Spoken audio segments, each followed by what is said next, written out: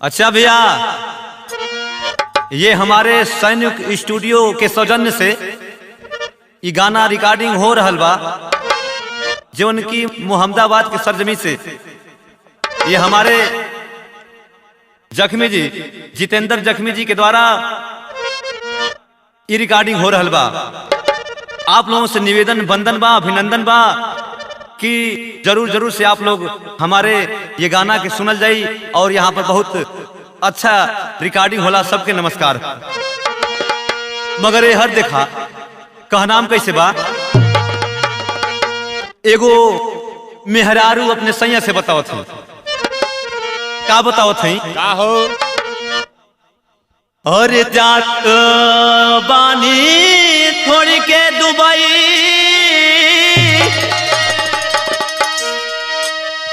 गाजीपुरा जिलावा दिलावा कैसे हो मानी ना। और जात बानी छोड़ के दुबई, गाजीपुरा जिलावा दिलावा कैसे हो मानी ना।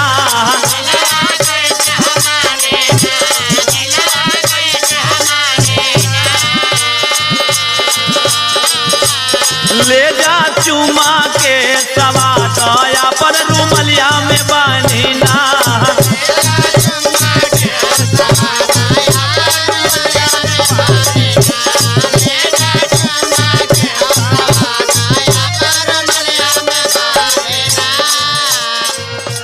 जात हो ठीक बा, वो रतिया अपने सैया जी से बताओ थे, जात हवा विदेश सैया बनाला तू जातारा।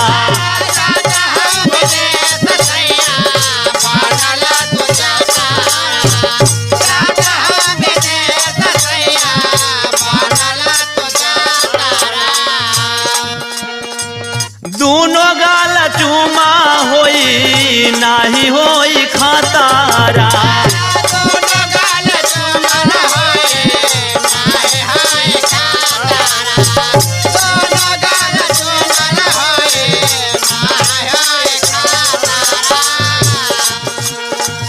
जन जा विदेश सैया बातल मानी, सैया कैसे हो जानी ना।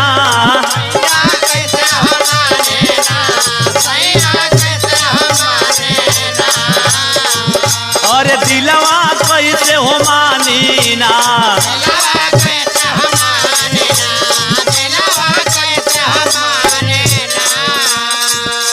ले जा चुमा के सवा दया अपन रुमलिया में बांधी ना।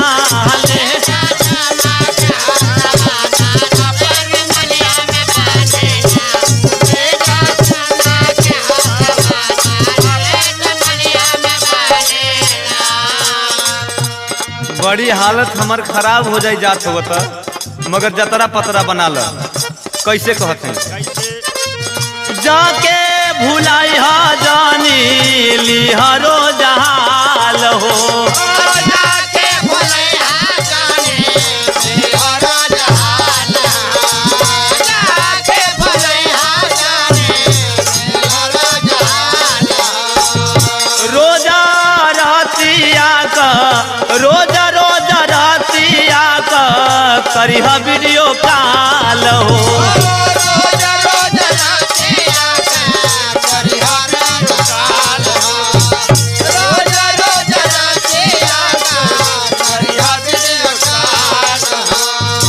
मनवा मनैबा के मनवा मनैबा के सहूँ सह परेशानी, दिलवा कैसे हो मानी ना। दिलवा कैसे हो मानी ना, दिलवा कैसे हो मानी ना। तले जा चुमा के सवा दया अपन रुमलिया में बानी ना।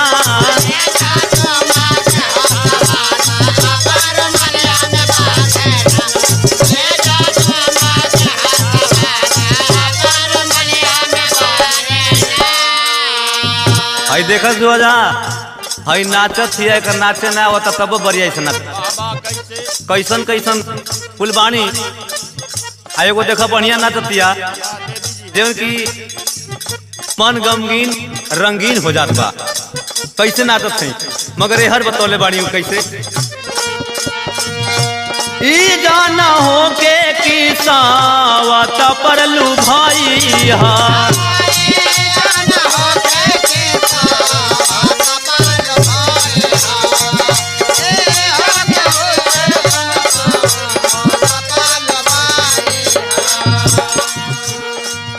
जाए करे जा जा तू हमके नत भुलाई हा जाए करे जा हमके नत भुलाई जाए करे जा हमके जन भुलाई जाते जाते पीला राजा हमरा हाथ पानी दिलवा कैसे हो मानी ना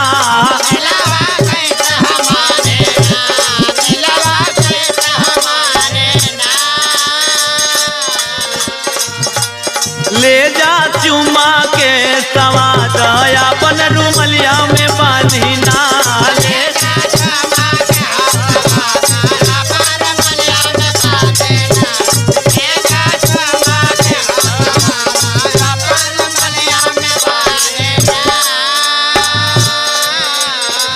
वो औरतिया बतावत है कि हमके भुलैया माती जा बाकी बतावत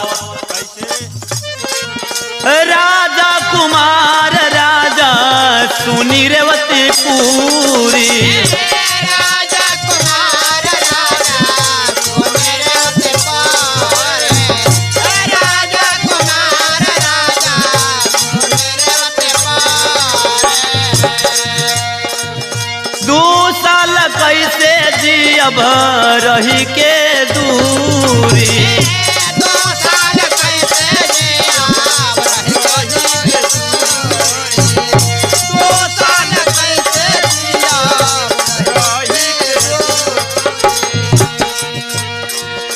अशोक कहे कैसे रखबू जवानी दिलवा कैसे हो मानी ना